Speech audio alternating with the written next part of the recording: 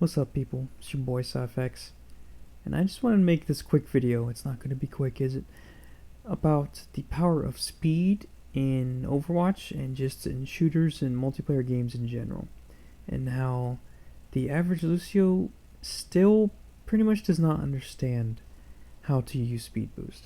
So, we're going to look at some few examples from previous games that I've played and just real life examples. So, Overwatch speed boost was nerfed a few months ago from about 30%. I don't know what the exact numbers are and how much faster you moved.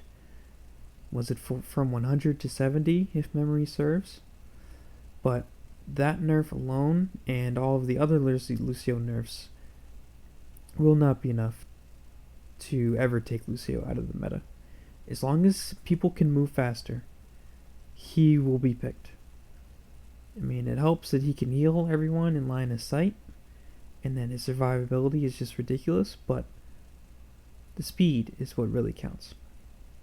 And if you go back to 2007, when Call of Duty 4 had Sprint, that was a game changer.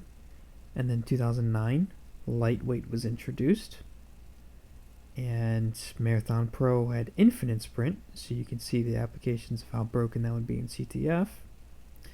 And then it even got to the point where commentators like Thunder Toro thought that Lightweight literally ruined the game, which is laughable. And he thought that Lightweight was the most broken perk in Black Ops 2 because of how it messed up the camera angles. Now, I'm not going to get into that because that shit is just funny. But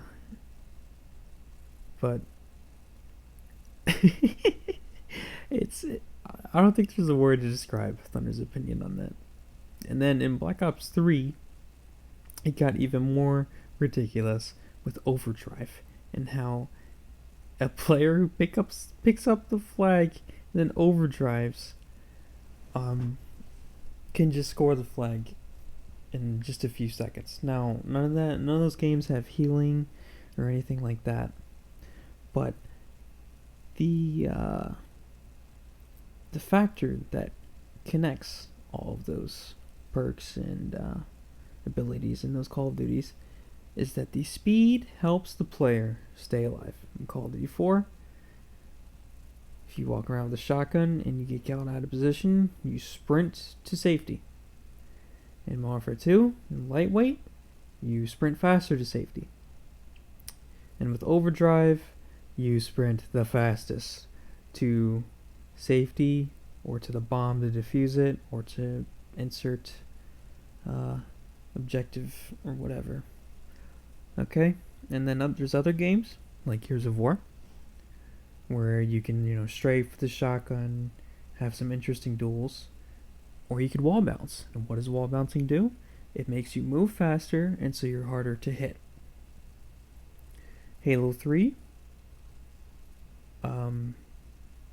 the last game with the good ranking system, MLG increased the speed universally for all the players just to make the game a little bit faster pace, and they increased the damage of the BR because of how poop it was. But then Halo Reach came out, and everyone could have sprint if they chose to have it, and it fundamentally ruined Halo, in my opinion, which is basically a fact. And don't even get me started on evade, good lord. But you had styles such as the sprint herp derp, where because of how bleed through worked before the title update, you could shoot someone 3 times with the DMR and melee them, and you make them one shot, where they would sprint at you and melee you and make you one shot, and then you'd melee each other and you'd both die. Where one player shot 3 times and meleeed twice, and the other player meleeed twice, and they did the same damage. Completely dumb. Broken. And then they try to introduce, classic maps like Sanctuary, but then you have Sprint, and you had the Pit with Sprint, and it's completely different. If you get caught out of position in Green Room, and the enemy team has nades, you're pretty much going to die. Or in Halo Reach, if you caught out of position in Green Room, you could sprint away. It completely changed the whole game. Moving faster is so important. And then last example, in games at least, Titanfall 1. Stim, not only did it increase your, it regenerated your health, but it made you move faster with the flag, bunny hopping and wall riding and all that shit. Stim was just a must have. So much better than camo and tac vision. And then of course you could even introduce really general stuff like sports. There's a reason why kick returner is fastest guy in the field, so he could avoid the hits and have a potential to run the ball back and score a touchdown. What does this have to do with Overwatch? Well, speed boost was nerfed for both Lucio and Ana because of how effective it is. If you give a character like Reinhardt double damage and double damage resistance plus his speed boost, he just holds forward and swings his hammer. Without the speed boost, he's not nearly the threat. And then if you circle this all the way back to Lucio, right? How often do you see a Reinhardt out of position? He's got about anywhere from 200 to 300 health. He just charged and missed. And he holds up his shield and starts jumping backwards, right? And if you're Lucio and you have it on healing, sure, you're going to heal him for whatever Lucio's, healing rate is, but the enemy team is probably going to swarm him and kill him. And then if you amp it up, congrats. You gave him more healing just for him to still be out of position and die. But if you speed boost and he's holding backwards, he's going to come to his team basically instantly. And that is where Lucio's utility resides. He is the only character that can instantly rescue out of position teammates. A Zarya bubble will save a hook target, but if the enemy team's good enough, the hook target will still essentially die unless it's like, pre-patch D.Va with fucking 600 goddamn million health. But that's a different story. If you hook a support and they get shielded, congrats. Roadhog destroyed the shield and then everyone else is going to shoot the Zenyatta and he's dead. But a well-timed speed boost after the hook, he can get out of there. You catch my drift? And that's not even talking about how good it is offensively. I say all the time in King of the Hill, if you play Ana and Zen and you lose the first team fight, it's going to be nearly impossible to get back onto the point. Especially if the enemy team has a Reinhardt. Because if they're behind the shields, you can't discord whatever you want. And, the other team has high ground and they're just peppering shots on you. You can't speed boost onto the point. So, I don't know what exactly I got across in this video, but a good Lucio knows when to speed boost. It's just that simple. 2 points that I completely forgot. Going back to my Reinhardt scenario.